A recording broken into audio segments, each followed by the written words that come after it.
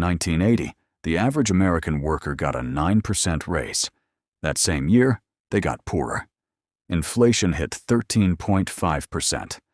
Every dollar of that raise was already spent before it landed. If your paycheck has grown every year, but your bank account never feels different, this video explains exactly why. By the end of this video, you will understand exactly what this costs you in dollars. There is exactly one rule you need to understand. Your salary is not what matters.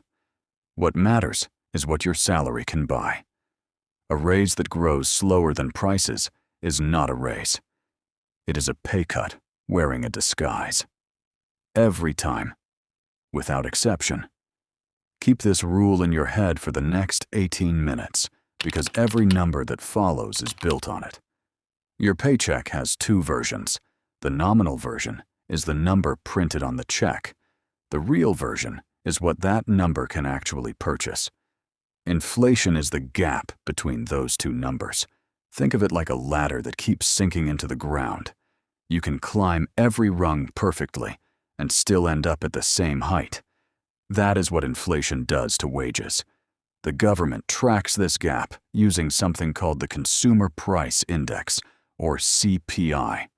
It measures the price of a fixed basket of goods, food, rent, gas, healthcare, and tracks how that basket's price changes over time. In the early 1980s, that basket's price was rising over 13% a year. Here's the part most people miss. Inflation doesn't hit every category equally. Housing, healthcare, and education have risen faster than overall CPI for decades. So even when headline inflation looks moderate, the specific things eating your paycheck, rent, insurance, tuition, can be rising twice as fast. That matters because a 9% raise during a 13% inflation year wasn't progress. It was a 4% loss, hidden inside a number that looked like a win. Consider Brian. Brian earns $60,000 a year. His boss tells him he is getting a 4% raise this year. Brian feels good. $60,000 becomes $62,400. Now apply the rule from the last section. If inflation that year runs at 3%, Brian's real raise is roughly 1%. His buying power moved from $60,000 to about $60,600 in today's terms. Modest, but real. Now change the scenario. If inflation runs at 7%, close to what the US saw in 2021, Brian's $62,400 nominal salary is only worth about $58,300 in the prior year's dollars. Brian got a raise on paper.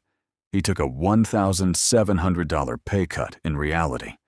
Now push it further, using the worst-case historical comparison. In 1980, CPI inflation peaked near 13.5%. If Brian's 4% raise happened in a year like that, his real income would have collapsed by roughly 9%. On a $60,000 salary, that is close to $5,400 in lost purchasing power in a single year, while his paycheck literally said he was earning more. Run the math forward. If this same 4% raise against 7% inflation gap repeated for just 5 years, Brian's real income would fall behind by more than $15,000 cumulatively, even though his nominal salary kept climbing every single year. The math is that direct. The number on the check goes up. The number that matters goes down. Now let's add Brian's wife, Sarah, into the picture.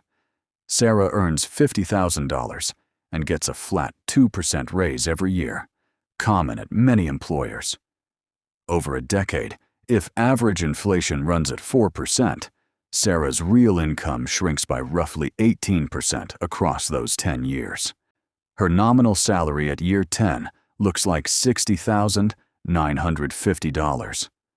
Her real inflation-adjusted purchasing power is closer to $41,000. That is a gap of nearly $20,000 a year that simply evaporated.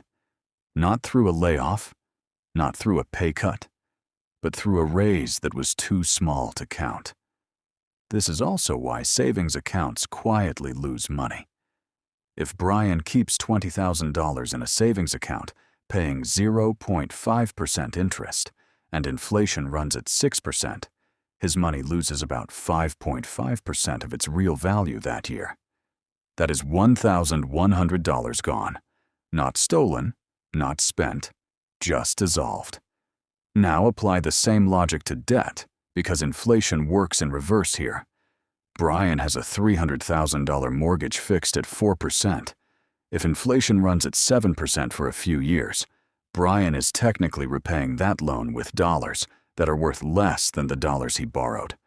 His mortgage payment stays the same in nominal terms, but it becomes easier to afford every year, because his salary, even a modest one, is rising in nominal dollars, while his fixed payment is not. This is the one place where inflation quietly helps the average worker, and almost nobody explains it this way. This isn't theoretical. It happened to an entire generation.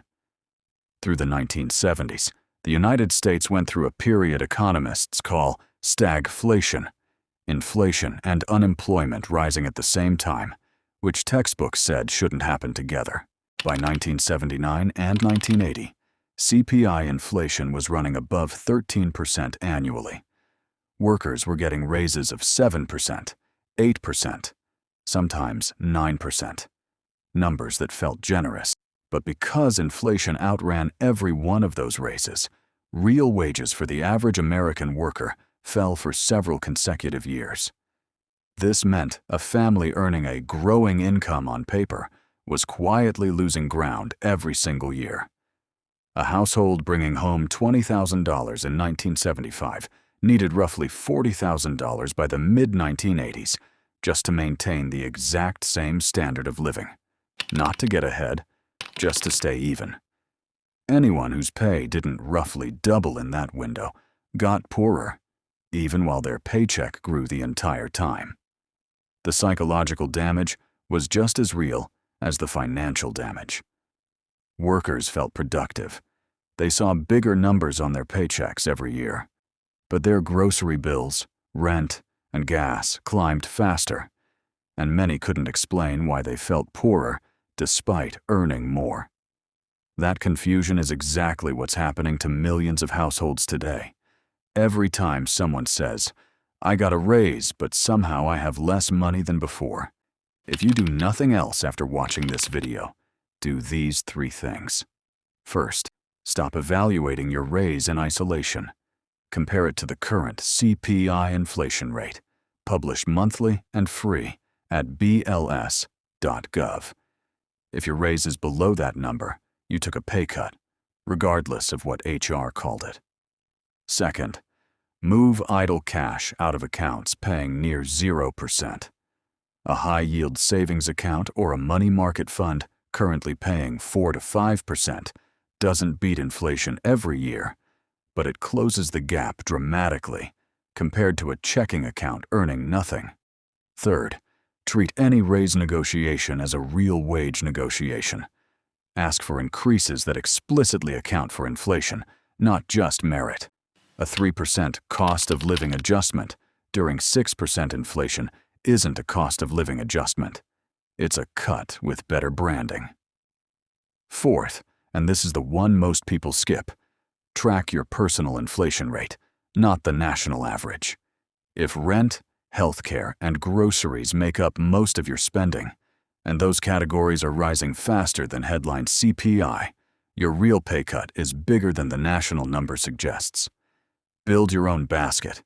It takes 10 minutes and changes how every future raise conversation goes. Your salary number was never the point. Your purchasing power was always the real scoreboard. Hit like if this connected dots for you. Subscribe if you want to do the math on the next one.